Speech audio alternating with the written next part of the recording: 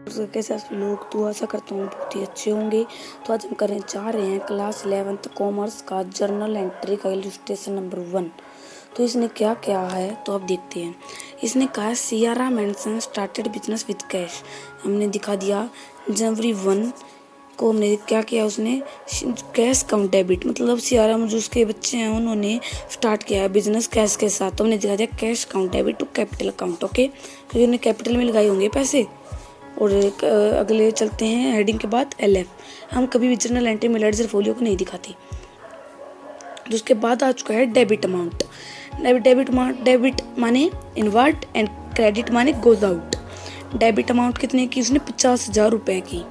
Okay, और credit amount में 50,000 रुपये भी, क्योंकि जो डेबिट अमाउंट वही क्रेडिट अमाउंट। फिर अगली हेडिंग पर चलते हैं। क्या है अगली हेडिंग है अपनी जनवरी 2, purchase account of good for cash. अब उसने परचेज किया गुड कैश के साथ, तो क्या बनेगी purchase account debit to cash account, क्योंकि उन्हें परचेज किया पहले तो, और किसके साथ किया, कैश के साथ है, तो टू कैश अकाउंट। समझ में आ गया आपको। तो इसमें किसने का लिया है, उसने परचेज किया 20,000 का सामान लिया है और कैश के साथ लिया है 20,000 और 20,000। आगे आता मैं आशा करता हूँ आपको यहाँ तक समझ में आएगा। और अभी हम अगली हेडिंग पर चलते हैं। ये हेडिंग अपनी क्या है, परचेज गुड फ्रॉम सुभाष। देखो हमने ऊपरली वाली में क्या था, purchase account debit to cash account, क्योंकि उसमें क्या हेडिंग थी, परचेज गुड फ्रॉम कैश, क्योंकि हमने जो परचेज गुड्स किया तो कैश के साथ किया था। अब की बार क्या है, purchase good from Subhash, Subhash से लिया हमने, तो इसकी क्या बनेगी परचेज अकाउंट डेबिट वैसे का वैसे। और इसने अब की बार हमने सुभाष से लिया ना, तो क्या होगा सुभाष, कैश की जगह सुभाष आ गया। कितने रुपए का लिया है वो हम देख लेते हैं। लेडजर फोलियो कभी नहीं आएगा, मैंने आपको बता दिया। और हमने debit inward and credit outward, तो इसका क्या बनेगा 12,000 उसने वो डेबिट लिया है, और क्रेडिट में उसने 12,000 दिया भी है, क्योंकि क्रेडिट पहले हमने जो लिया है फिर हम उसके बेचेंगे तो तभी तो हमें मुनाफा होगा, तो इसलिए इसकी ये बनेगी। तो अगली पर चलते हैं। अब क्या हेडिंग है, तो लेट्स स्टार्ट। अगली है जनवरी 5। इसने क्या कहा है, अब की बार हम देख लेते हैं परचेज्ड फर्नीचर फॉर कैश। अब की बार हमने परचेज किया फर्नीचर कैश से, तो देख लेते हैं हम इसकी क्या बनेगी फर्नीचर काउंट।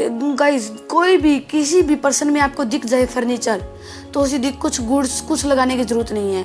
गुड्स हमारे सामान के लिए होता है, जब हम अपने कैपिटल में गुड्स लगाए परचेज्ड गुड फॉर कैश आए तो तब हम लिखते हैं परचेज अकाउंट डेबिट। और अगर हमने फर्नीचर खरीदा है, तो हम क्या लिखेंगे फर्नीचर अकाउंट डेबिट, क्योंकि हमने अपने गुड्स के लिए नहीं फर्नीचर खरीदा, हमने अपने उसके बैठने के लिए आदमी आकर बैठ जाए इसलिए। तो क्या है बनेगी इसकी heading furniture account debit to cash account, क्योंकि हमने फर्नीचर भी खरीदा वो कैश से तो खरीदा है, तो इसका लेडजर फोलियो कुछ है नहीं का। तो अकाउंट डेबिट 6,000 रुपये का फर्नीचर खरीद लिया और 6,000 हमने क्रेडिट में शोन भी कर दिया। ओके, तो अब अगली हेडिंग पर चलते हैं। बात चुकी है जनवरी 10। जनवरी 10 उसने क्या कहा है, पेड कैश टू सुभाष। अब की बार देखो हमने पेड जो कैश है वो सुभाष को हमने दे दिया, मतलब उसको पे किया हमने कैश, तो इसकी क्या बनेगी Subhash debit to cash account. क्यों बनेगी ये सुभाष, उसका नाम ऊपर क्यों आ गया, क्योंकि हमने उसको कैश पे किया है। यदि यहाँ पर सेल्स आ जाता तो क्या बनता sales account to Subhash account. Okay, तो भी यहाँ पर Subhash debit to cash account. कितने रुपए हम देख लेते, हमने उसको कितने पैसे दिए हैं, हमने उसको दिए हैं पूरे 8,000 रुपये। 8,000 रुपये हमने डेबिट और क्रेडिट में दिखा दिया। ओके, तो अभी चलते हैं। आशा करता हूँ आपको अभी तक अच्छे से समझ आए हैं। समझ आए तो लाइक सब्सक्राइब जरूर करें चैनल को। तो अब आगे चलते हैं। अब हम किसने क्या किया है, परचेज क्या किया हमने किया, purchase good from Ravi for cash. हमने गुड्स परचेज किया रवि से कैश के साथ, तो इसकी क्या हेडिंग बनेगी। इसमें आपको के बार इसमें बिचलवाने के लिए हम क्या हेडिंग दे दी, अब ध्यान से देखना। परचेज गुड फ्रॉम रवि, हमने गुड्स परचेज किया रवि से, क्या किया हमने गुड्स परचेज किया रवि से कैश के साथ।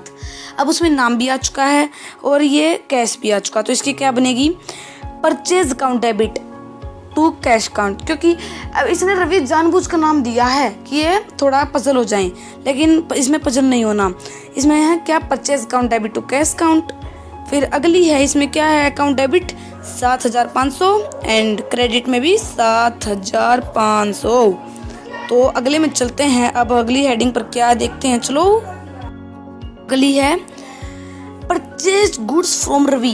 तो इसलिए देखो अब क्या है, जनवरी 16 को उसने कहा purchase good from Ravi for cash. हमने रवि से गुड परचेज किया कैश के साथ। अब की बार उसने कहा क्या है, परचेज गुड फ्रॉम रवि। हमने बस रवि से गुड्स परचेज किया है, कैश में नहीं, उधार पर रवि से हमने गुड्स परचेज किया है। तो इसी क्या बनेगी, purchase account debit to Ravi account. Simple सीधी थी ना। ओके, तो अभी से कितने का किया उसने, 5,000 और 5,000 क्रेडिट। ओके, आशा करता हूँ कोई तक समझ में आ रहा है।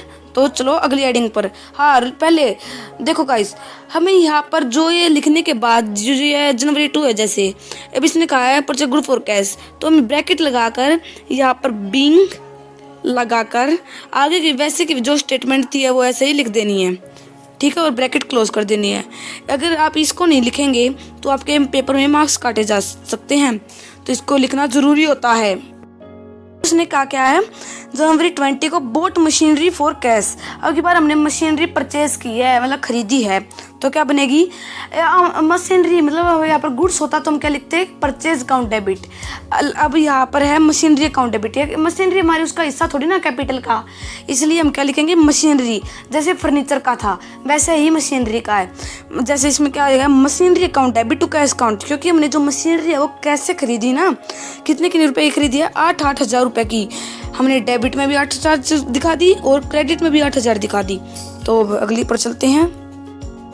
कहा क्या है, जनवरी 27 को उसने रेंट पेड किया है, तो अब क्या बनाएंगे इसकी, rent account debit. Okay, rent account debit to cash account. अब उसने रेंट मतलब पेड किया है, अपने कैसे किया है, क्योंकि अभी इतना छोटा है रेंट, अब उसको बैंक से तो नहीं दिखाएंगे हम, तो इसलिए कैश ही आएगा सीधा। तो rent account debit to cash account कितना रुपए है, 400।